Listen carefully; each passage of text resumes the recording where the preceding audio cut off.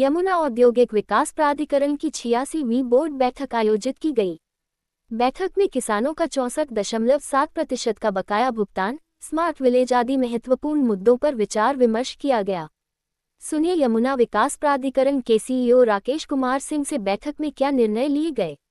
देखिए, बहुत सारे मुद्दों पे चर्चा हुई। लगभग सभी जो अथॉरिटी से रिलेटेड मुद्दे होते हैं उन पे सभी पे चर्चा हुई। खास तौर से आगरा का हम लोगों ने एक ड्राफ्ट मास्टर प्लान रखा था, जिसपे बोर्ड का डिसीजन हुआ है कि इसको जो भी master plan draft master plan बनाया गया है, इसको सबसे पहले शिफ्ट अहमदाबाद से या जो हमारा school of planning and architecture Delhi है उससे इसको इवेलुएट करा लिया जाए। उसके बाद करा करके अगली बैठक में प्रस्तुत किया जाए। इसी तरह से हम लोगों ने मथुरा में एक हेरिटेज सिटी बनाने का प्रस्ताव रखा था, जिसमें बोर्ड ने पहले सैद्धांतिक स्वीकृति दे दी थी।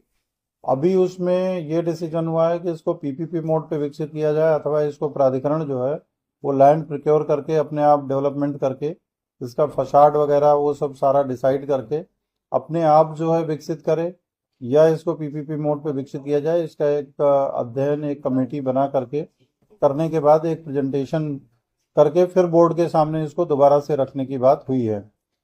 खास तौर से आज यमुना क्षेत्र में पढ़ने वाले ग्रामीण विकास पे भी चर्चा हुई है, जिसमें बोर्ड को अवगत कराया गया कि हमारे जो 29 गांव हैं 29, जहाँ पे लैंड प्रोक्योरमेंट सबसे ज़्यादा है, जहाँ पे हम अलॉटमेंट कर चुके हैं, जहाँ पे हमारे सेक्टर बन चुके हैं, वहाँ पे ग्रामीण आबादी को भी शहर की तरह का लाभ मिले, इसके लिए इन सभी 29 गांवों की डीपीआर तैयार करवाई गई है।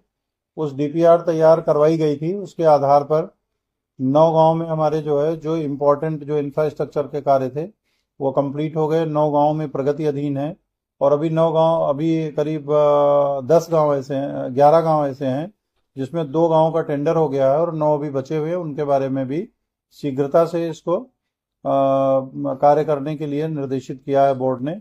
और खास तौर से हमने टारगेट रखा है कि हमारी जो भी डीपीआर इन गांवों की बनी थी उसमें हम दिसंबर 26 तक इसको बहुत क्वालिटी के साथ ग्रामीण विकास के कार्य पूर्ण कराएंगे, ताकि गांव के लोगों को भी एक अच्छा जीवन स्तर वहाँ पे एक अच्छा इंफ्रास्ट्रक्चर देखने को मिले, जिससे कि उनको कोई वहाँ पे परेशानी ना हो। चाहे वो स्ट्रीट लाइट की बात हो, चाहे रोड की बात हो, सीवर की बात हो, सामुदायिक भवन की बात हो, ग्राम चौपाल की बात हो, पुस्तकालय लाइब्रेरी वगैरह बनाने की बात हो, ये सब सारी चीज़ें गाँव में भी विकसित करी जाएंगी।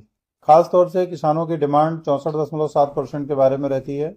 उससे भी बोर्ड को अवगत कराया गया कि लगभग 3250 करोड़ रुपए डिस्ट्रीब्यूट करना था, जिसमें से हम लोगों ने अभी तक 2850 करोड़ 64.7% के मद में डिस्ट्रीब्यूट किया है फार्मर्स को, और रेस्ट अमाउंट उसको जल्दी ही डिस्ट्रीब्यूट किया जाएगा।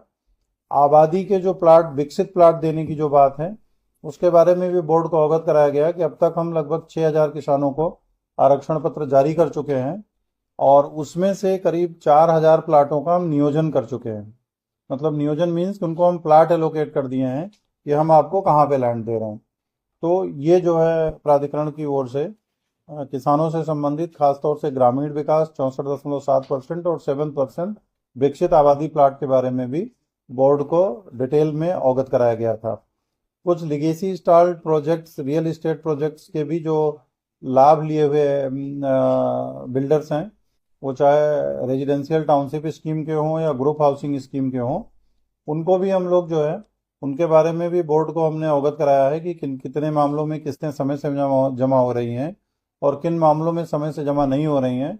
जिन मामलों में समय से जमा नहीं हो रही हैं उसमें बोर्ड ने ये निर्देशित किया है कि इसमें मुख्य सचिव महोदय का जो शासनादेश है उसके तहत अग्रिम कार्रवाई इसमें की जाए। तो मुख्य रूप से मुख्य प्रस्ताव यही थे जिनके बारे में मैंने आपको बता दिया। कोई आपका स्पेसिफिक क्वेश्चन हो तो पूछ लीजिए। पिछले 6 महीने में राजस्व की जो वसूली हुई है वो करीब कुल हमारी जो प्राप्तियां हैं 1314 करोड़ रही हैं, जो गत वर्ष की तुलना में लगभग 0.48% ज्यादा थी। फिल्म सिटी के बारे में उसमें अभी थोड़ा सा लैंड प्रोक्योरमेंट अभी बचा हुआ है, लेकिन वो बहुत जल्दी पूरा हो जाएगा। तो मुझे उम्मीद है कि जल्दी ही उसका जो है वो मतलब उद्घाटन या जो भी उसका शिलान्यास जो कार्य होना है, हो सकता है कि निकट भविष्य में जल्दी हो।